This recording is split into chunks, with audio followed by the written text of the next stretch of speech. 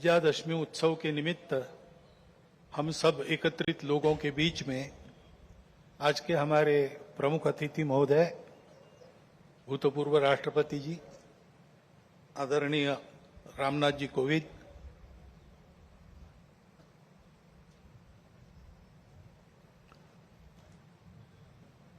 विदर्भ प्रांत के माननीय संघ चालक जी, माननीय सहसंघ चालक जी, नागपुर महानगर के संघ चालक जी, उपस्थित अन्य अधिकारी वर्ग, परम श्रद्धेय संतवृंद, आत्मीय स्वयंसेवक बंधु, नागरिक सज्जन एवं माता भगिनी, यह वर्ष श्री गुरु तेग बहादुर जी के बलिदान का 350वां वर्ष इस नाते और संपन्न होगा। हिंद की चादर बनकर जिन्होंने अत्याचार, अन्याय और सांप्रदायिक भेदभाव से समाज के मुक्ति के लिए अपना सर्वोच्च बलिदान दिया, समाज की रक्षा की, ऐसी एक विभूति, उसका स्मरण इस वर्ष होगा। आज 2 अक्टूबर है, इसलिए स्वर्गीय महात्मा गांधी जी की भी जयंती है। अपने स्वातंत्र्य की लड़ाई में उनका योगदान तो अविस्मरणीय है, परंतु स्वतंत्रता के बाद भारत कैसा हो, भारत का जीवन किस प्रकार के तंत्र से चले, उसके बारे में विचार देने वाले हमारे जो उस समय के दार्शनिक नेता थे, उनमें उनका स्थान अग्रणी है। हिंद स्वराज में उन्होंने वह चित्र का रेखांकन किया है और सादगी, विनम्रता और प्रामाणिकता के प्रतीक, और जिन्होंने देश के लिए अपने प्राण अर्पण किए, ऐसे स्वर्गीय लाल बहादुर शास्त्री जी, उनकी भी आज जयंती है। भक्ति, समर्पण और देश सेवा के ये उत्तुंग उदाहरण व्यक्तिगत और राष्ट्रीय चारित्र कैसा होना चाहिए, इसके आदर्श हमको मार्गदर्शन करते हैं। और आज की परिस्थिति का अगर हम विचार करते हैं तो हमारे ध्यान में आता है कि यह परिस्थिति भी हमसे इसी प्रकार के जीवन की अपेक्षा कर रही है। परिस्थिति एक सी नहीं होती, अनेक रंगों की होती है। तो परिस्थिति में बहुत कुछ अच्छा है, इसलिए बीता कालावधि 1 वर्ष का हमारी आशाएं और विश्वासों को भी दृढ़ करता है और हमारे सामने पुरानी और नई जो चुनौतियां उपस्थित है, उनको अधिक स्पष्ट करने वाला भी वही कालावधि है। जैसे प्रयागराज में एक विशाल महाकुंभ हुआ, आधुनिक व्यवस्थापन के सारे कीर्तिमान तोड़कर एक जागतिक विक्रम तो उसने प्रस्थापित किया ही, लेकिन संपूर्ण भारत में श्रद्धा और एकात्मता की एक लहर उसने दौड़ा दी। पिछले साल एक दुर्घटना पहलगाम की भी हुई, हमला हुआ सीमा पार के आतंकियों के द्वारा, 26 भारतीय नागरिकों की उनका धर्म पूछकर हत्या की। लेकिन उसके चलते सारे देश में प्रचंड दुख और क्रोध की लहर पैदा हुई। पूरी तैयारी करके सरकार ने, हमारी सेना ने उसका बहुत पुरजोर उत्तर दिया। सारे प्रकरण में हमारी नेतृत्व की दृढ़ता, हमारी सेना का शौर्य, कौशल्य और समाज की एकता और दृढ़ता का एक उत्तम चित्र प्रस्थापित हुआ। और यह भी वह घटना हमको सिखा गई कि यद्यपि हम सबके प्रति मित्र भाव रखते हैं और रखेंगे, फिर भी अपने सुरक्षा के विषय में हमको अधिकाधिक सजग रहना पड़ेगा, समर्थ बनना पड़ेगा। क्योंकि इस घटना के बाद दुनिया में विभिन्न देशों ने अपनी अपनी जो भूमिका ली, उसमें हमारी ये भी ध्यान में आया कि हमारे मित्र कौन कौन है और कहां तक है। देश के अंदर भी अशांति फैलाने वाले असंवैधानिक उग्रवादी या संविधान विरोधी कहिए उग्रवादी नक्सली आंदोलन पर शासन और प्रशासन की दृढ़ कार्रवाई भी हुई और उनके अनुभव से उनके विचारधारा का खोखलापन और उनकी क्रूरता का अनुभव होने के कारण समाज भी उनसे मोहभंग होकर विमुख हो गया। लेकिन उनका नियंत्रण तो हो जाएगा, परंतु अब ये उस क्षेत्र में एक बड़ी जो बाधा थी वो दूर होने के बाद उस क्षेत्र में न्याय की स्थापना हो, विकास वहां तक पहुंचे, सद्भावना, संवेदना और सामरस्य वहां स्थापित हो, इसके लिए समाज की भी और शासन प्रशासन की भी योजनाएं चलनी पड़ेगी, क्योंकि इनका अभाव ही ऐसे उग्रवादी ताकतों के पनपने का कारण बनता है।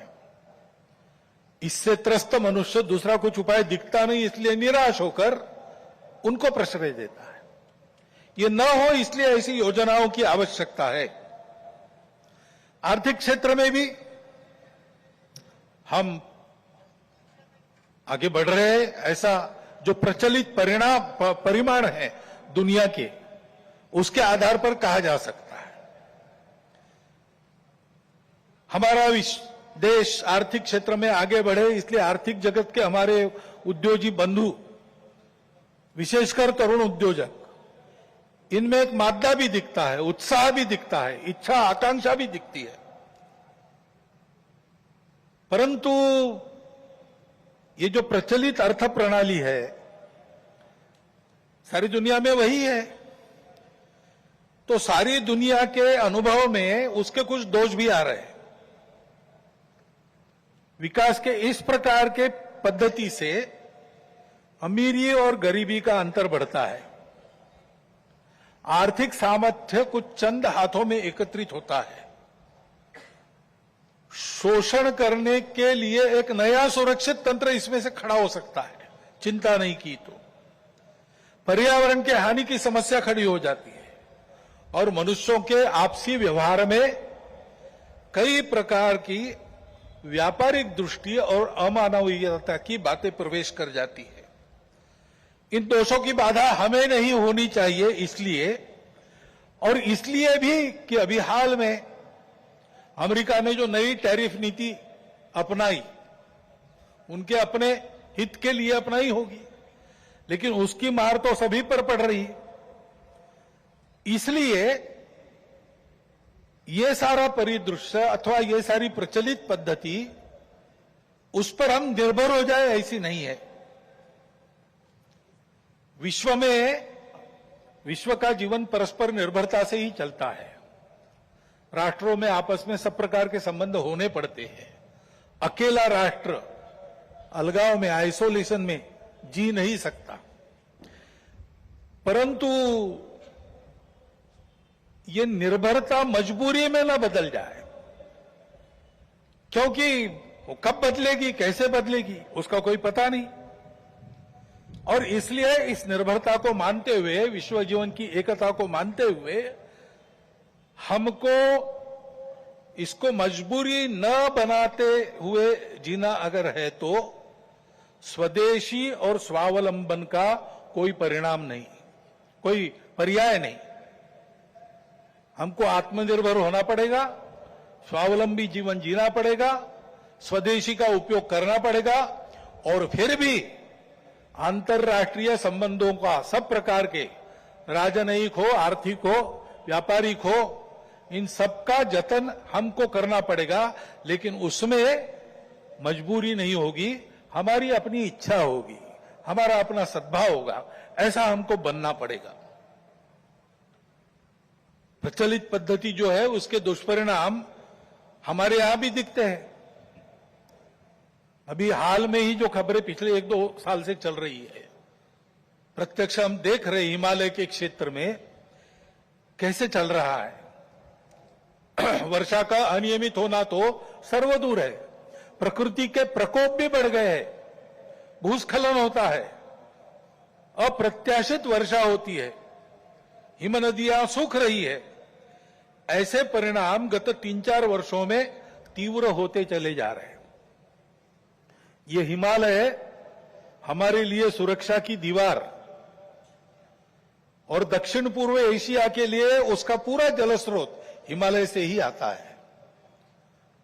अगर प्रचलित विकास की पद्धति में से इन सारी बातों को और प्रोत्साहन मिलता होने के लिए, तो उस नीति का हमको पुनर्विचार करना पड़ेगा, क्योंकि हिमालय की आज की अवस्था एक खतरे की घंटी बजा रही है।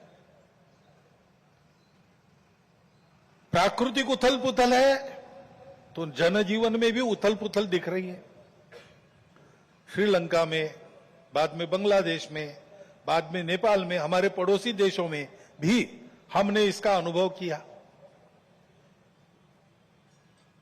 अब कभी कभी हो जाता है, प्रशासन जनता के पास नहीं रहता, संवेदनशील नहीं रहता, लोकाभिमुख नहीं रहता,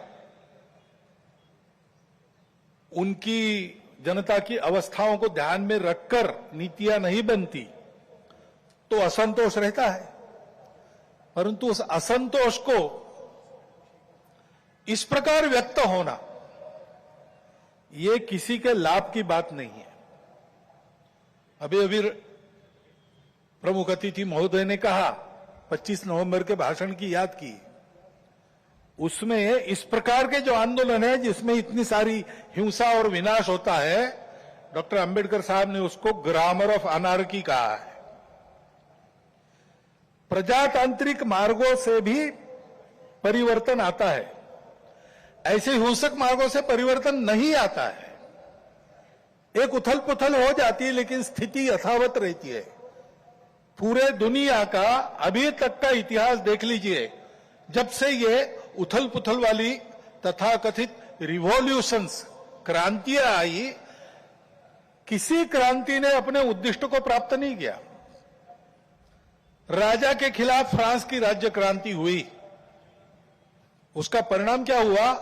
नेपोलियन बादशाह बन गया, वही राजतंत्र कायम रहा।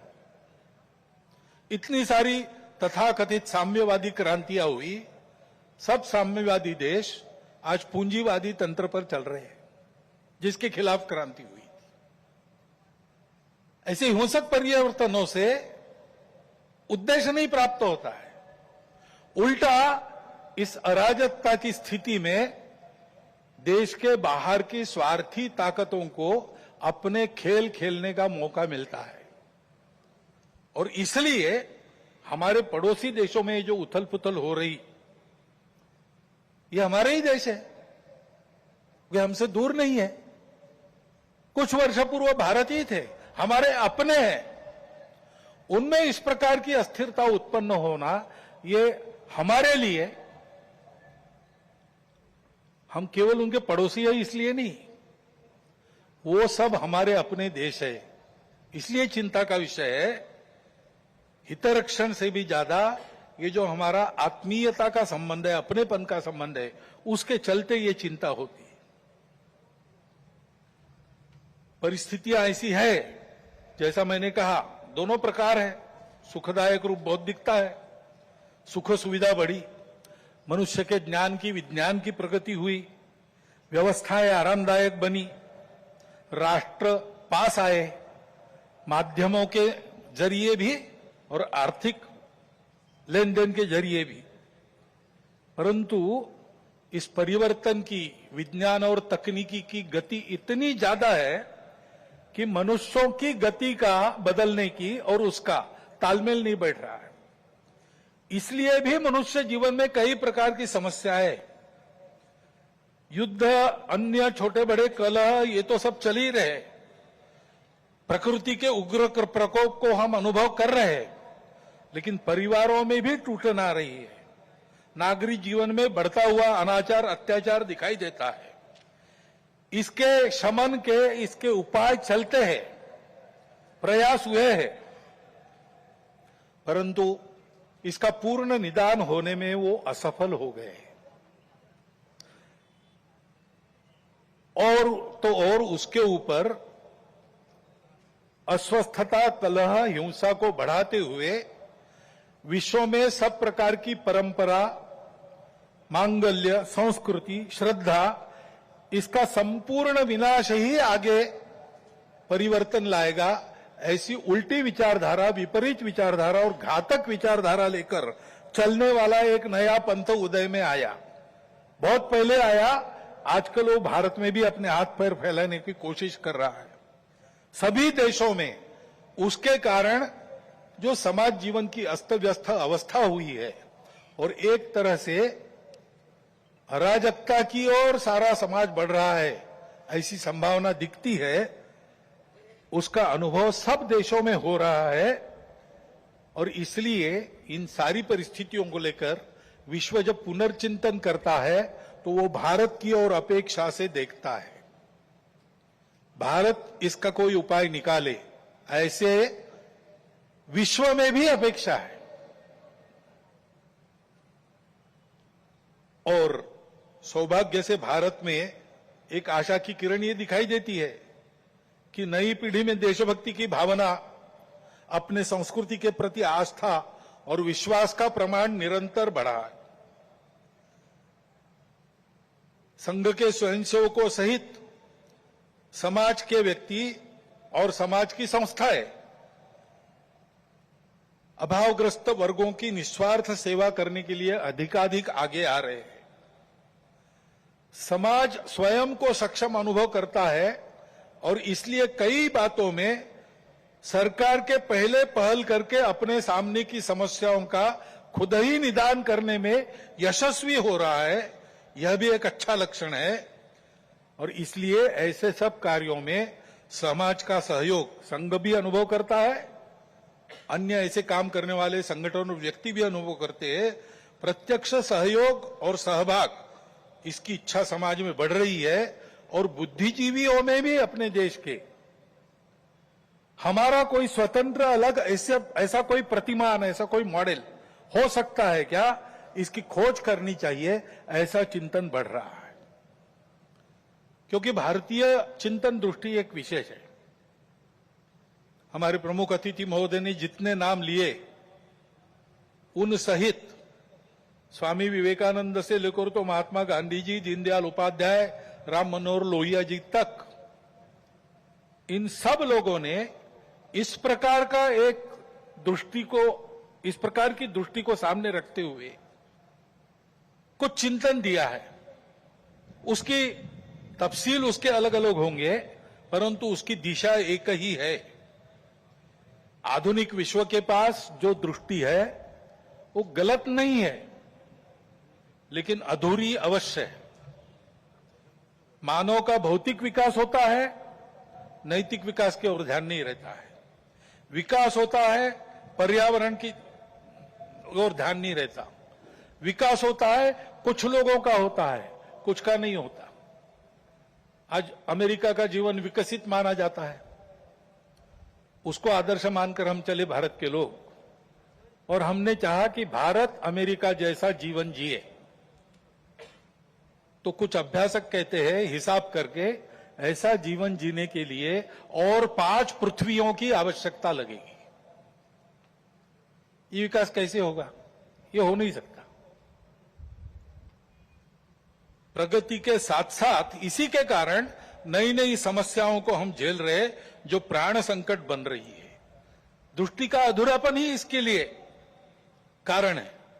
हमारी दृष्टि है, हमारी दृष्टि भौतिक विकास के साथ साथ मन, बुद्धि और आध्यात्मिकता का विकास कर सकती है, करती है। व्यक्ति के साथ साथ मानव समूह और सृष्टि का भी विकास साधने वाली हमारी दृष्टि है।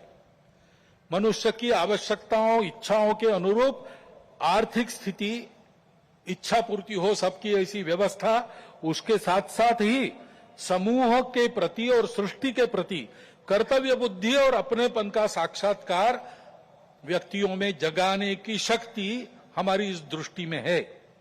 सहस्रों वर्षों तक विश्व में इस दृष्टि के आधार पर हमने एक सुंदर, समृद्ध, शांतिपूर्ण, परस्पर संबंधों को पहचानने वाला और मनुष्य और सृष्टि का, मनुष्य और समूह का सहयोगी जीवन ऐसे प्रस्थापित किया था। आज विश्व के आवश्यकताओं की पूर्ति करते हुए उनकी समस्याओं का निराश करने का शाश्वत निदान देने वाली एक नई रचना को विश्व आवश्यक मान रहा है, भारत से अपेक्षा कर रहे हैं, और नियति शायद यही कार्य हम भारतवासियों से चाहती है कि हम अपने उदाहरण से विश्व को एक नया ऐसा रास्ता दें। संघ 100 साल से ये सारा चिंतन, इन सब महापुरुषों का चिंतन लेकर, संघ का चिंतन नया नहीं है, वो अपनी दृष्टि के आधार पर अपने यहां परंपरा से चलने वाला आज तक आया हुआ यहां तक चिंतन है। उस चिंतन को लेकर संघ 100 साल से काम कर रहा है। समाज जीवन के विभिन्न आयामों में, संगठनों में, संस्थाओं में, स्थानीय स्तर पर भी, व्यक्तिगत पहल से भी स्वयंसेवक सक्रिय है। समाज जीवन में सक्रिय ऐसे अनेक सज्जनों के साथ भी सहयोग और संवाद स्वयंसेवकों का चलते रहता है। इन सब का जो संकलित अनुभव है, उसके आधार पर संघ का कुछ चिंतन है। वो चिंतन आज के कार्यक्रम में आपके सामने रखना, ये मेरे भाषण का प्रमुख उद्देश्य है। पहली बात है कि विश्व की व्यवस्था में परिवर्तन तो आवश्यक है, विनाश टालना है तो अनिवार्य है, परंतु हम एक विपरीत व्यवस्था में इतने आगे बढ़ गए, सारी दुनिया आगे चली गई, हम भी आगे चले गए। अब एकदम अगर पीछे मुड़ेंगे तो गाड़ी उलट जाएगी। इसलिए इस गति से आगे बढ़ते बढ़ते हुए धीरे धीरे छोटे छोटे कदमों से हमको मुड़ना पड़ेगा, एक लंबा मोड़ लेके पीछे आना पड़ेगा। देश काल परिस्थिति का ध्यान रखते हुए हम अपनी समग्र और एकात्म दृष्टि के आधार पर अपना स्वयं का विकास पथ बनाकर विश्व के सामने एक यशस्वी उदाहरण रखेंगे, तब इस व्यवस्था का परिवर्तन प्रारंभ होगा। अर्थ और काम के पीछे अंधी होकर भाग रही दुनिया को धर्म की दृष्टि देनी पड़ेगी। वो धर्म पूजा नहीं है, वर्शिप्स नहीं है, वो धर्म खान पान रीति रिवाज नहीं है, वो धर्म इसके परे सबको जोड़ने वाला, सबको उन्नत करने वाला, सबको साथ लेकर चलने वाला, प्रजा की, सृष्टि की धारणा करने वाला धर्म है। उस धर्म का मार्ग हमको अपने उदाहरण से विश्व को देना पड़ेगा, भारतवर्ष को ऐसा होना ही पड़ेगा, ऐसे संघ मानता है 100 साल के अनुभव के बाद। अब संपूर्ण देश को ऐसा खड़ा करना है, लेकिन व्यवस्था है उसको नहीं बना सकते। व्यवस्था बनाने वाला मनुष्य होता है, समाज होता है, वो जैसा है वैसी व्यवस्था बनाएगा। कहते हैं प्रजातंत्र में अंग्रेजी में एक वाक्य, people get the government they deserve. तो ये नहीं है कि सारा कुछ जिम्मा उन पर है, उनकी समीक्षा करके स्तुतियां, उनकी निंदा हम करते रहे, ऐसा नहीं होता है। जैसा समाज है वैसी व्यवस्थाएं चलेगी, और इसलिए समाज के आचरण में परिवर्तन आना चाहिए, तब व्यवस्था में परिवर्तन आता। वैसे भी कोई स्थापित व्यवस्था अपने को स्वयं को बदलने की इच्छुक नहीं रहती, और अपने को स्वयं को बदलने का उसका सामर्थ्य भी नहीं रहता, क्योंकि वो स्वयं को नहीं बनाती, समाज उनको बनाता है। ये सामर्थ्य समाज के पास रहता है। समाज को अपने आप को नए आचरण में ढालकर खड़ा होना पड़ता है। ये व्यवस्था परिवर्तन की पूर्व शर्त है, और समाज के आचरण के परिवर्तन जो आता है वो भाषणों और पुस्तकों से नहीं आता। प्रबोधन तो करना ही पड़ता है, लेकिन प्रबोधन करने वालों को स्वयं जो परिवर्तन चाहते उसका उदाहरण बनना पड़ता। अपने व्यक्तिगत जीवन में, सामाजिक जीवन में, राष्ट्रीय जीवन में, अपने स्वयं के परिवार के जीवन में, अपने आजीविका के कार्य में हम उस परिवर्तन का उदाहरण बनकर जिए। और ऐसे जो उदाहरण स्वरूप व्यक्ति होते हैं, जिनके जीवन में पारदर्शिता है, निस्वार्थ बुद्धि है, जिनके पास प्रामाणिकता है, संपूर्ण समाज को अपना मानकर जिनका जीवन व्यवहार उस समाज के हित के लिए चलता है, ऐसा स्थानीय नेतृत्व देने वाले व्यक्ति होने पड़ते हैं। इसलिए उन व्यक्तियों का निर्माण करना पड़ता है और इसलिए संघ का अनुभव है, व्यक्ति निर्माण से समाज परिवर्तन और समाज परिवर्तन में से व्यवस्था परिवर्तन, यही देश में और विश्व में परिवर्तन लाने का सही तरीका है। हर समाज में यही अनुभव है, ऐसा ही होता है। सब प्रगत देशों का इतिहास देखिए, आधुनिक इतिहास देखिए, ऐसा ही हुआ है। ऐसे व्यक्ति निर्माण करने की समाज की व्यवस्थाएं रहती है। हर एक राष्ट्र में, हर एक समाज का अपना एक पारिवारिक जीवन का तरीका था। अब लगभग सब जगह ध्वस्त हो गया, केवल भारत में बाकी है। परंतु 300 साल पहले अमेरिका में भी एक तरीका था, यूरोप में भी एक तरीका था। उस तरीके से ऐसे व्यक्तियों का निर्माण होता है। उस देश की एक विशिष्ट शिक्षा रहती है, उस शिक्षा में से उसके व्यक्तियों का मन तैयार होता है और उस समाज के जो क्रियाकलाप चलते उसमें से भी मनुष्य निर्माण होता है। एक प्रसिद्ध वाक्य है, the battle of Waterloo was won on the playgrounds of Harrow and Eton. वहां पर खेल खेलते खेलते जो समाज तैयार हुआ उसने जगत जेता कहे जाने वाले नेपोलियन को हरा दिया।